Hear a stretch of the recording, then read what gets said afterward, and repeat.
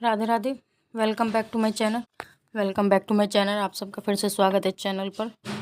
जैसे कि सभी जानते हैं कि कृष्ण चैत्र मास में कृष्ण पक्ष की पाप मोचनी एकादशी है। बहुत पावन मई है, समस्त पापों को नाश करने वाली है, जिसके नाम से ही पता चल रहा होगा। तो जब भी कोई व्रत करते हैं, कोई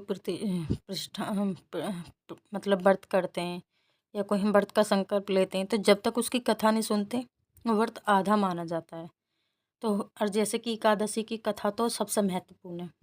इसमें तो एकादशी का व्रत भी और उसकी कथा दोनों बराबर ही है। तो इसलिए इसकी कथा अवश्य सुने और जाने कि युधिष्ठिर क्या भगवान कृष्ण से क्या पूछ रहे हैं इस बारे में कि युधिष्ठिर बोले कि हे कृष्ण, चैत्र शुक्ल पक्ष की एकादशी का नाम क्या है, उसकी क्या विधि है और क्या फल है। श्री कृष्ण बोले कि हे राजेंद्र, मैं पाप मोचनी एकादशी का वर्णन का व्रत का कहूँगा, उसे सुनो। यह पिशाच योनि को दूर करने वाली, कामना और सिद्धि को देने वाली, पापों को दूर करने वाली, सुफल को और धर्म को देने वाली है।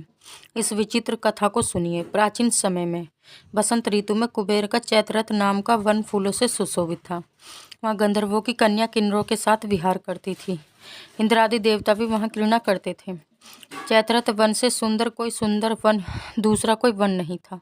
उस वन में मुनि लोग तपस्या करते थे। वहाँ मेधावी नाम के मुनि भी निवास करते थे। वहाँ अप्सराओं ने मुनि को मोहित करने का प्रयत्न किया। मंजू घोषा नाम की अप्सरा प्रयत्न सोचने लगी कि मंजू घोषा कामदेव की सेना की तरह थी। मेधावी ऋषि को देखकर वह भी कामदेव से पीड़ित हो गई। यौवन के सुंदर शरीर वाले श्वेत यज्ञोपवीत धारण किए हुए मेधावी ऋषि भी दूसरे कामदेव की तरह सुशोभित हो रहे थे। मंजू घोषा मुनीश्वर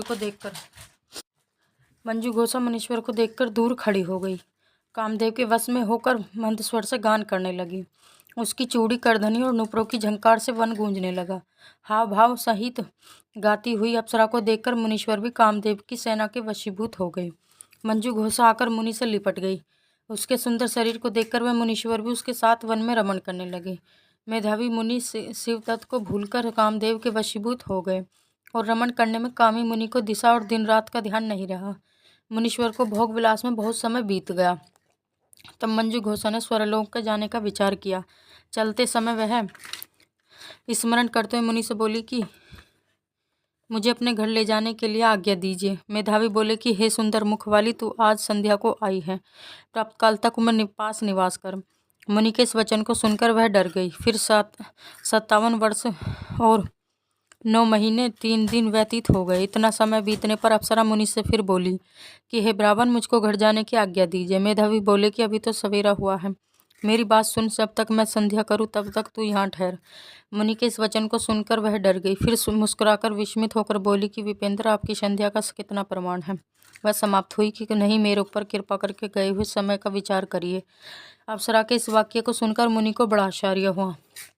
ब्राह्मण ने हृदय में ध्यान करके समय का अनुमान कर लिया और बोले कि हे सुंदरी, तेरे साथ 57 वर्ष बीत गए। तप को बिगाड़ने वाली अप्सरा को काल के समान देखकर क्रोध में मुनि के होठ कांपने लगे और बोले कि तू पिशाचनी हो जा, और हे पापनी, तुझको धिक्कार है। मुनि के श्राप से दुगंध सुंदर भ्रुकुटी वाली अप्सरा नम्र होकर मुनि से प्रार्थना करने लगी कि हे विप्र, आपके साथ मुझको बहुत वर्ष बीत गए, इस कारण हे स्वामिन, मेरे ऊपर कृपा करिए। मुनि बोले कि हे भद्रे, मैं क्या करूं? तूने मेरा बड़ा भारी तप नष्ट कर दिया है, तथापि मैं तुझको श्राप दूर होने का उपाय बतलाता हूँ। उसे सुन। चैत्र कृष्ण पक्ष में सब पापों को नाश करने वाली पाप मोचनी नाम की शुभ एकादशी होती है।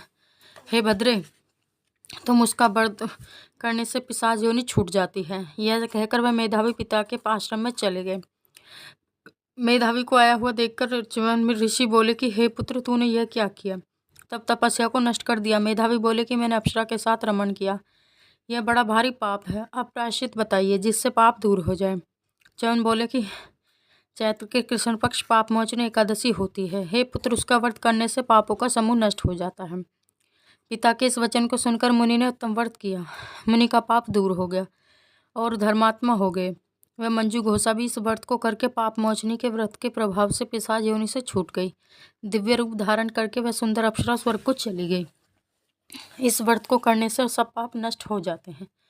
तो इतनी बड़ी महिमा इस व्रत की है और व्रत से भी कथा सुनने की है। जब तक हम कथा नहीं सुनते उसका हमें महत्व कैसे पता चलेगा।